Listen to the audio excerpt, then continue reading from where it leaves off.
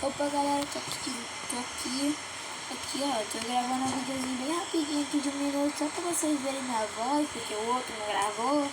Aqui ó, eu tava indo gravar, eu gravei esse mesmo vídeo, só que ele não ficou bom porque ficou com cheio de barulho do jogo, mas aqui ó, isso aqui eu tô mostrando, aqui ó, o brawler que eu tava melhorando, o personagem que eu tava melhorando era esse daqui, o Hank épico.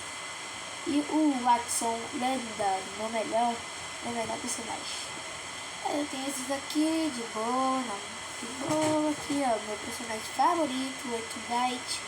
Ele é só um fliperaminhazinho bonitinho, só que ele é muito forte, então eu gosto muito dele.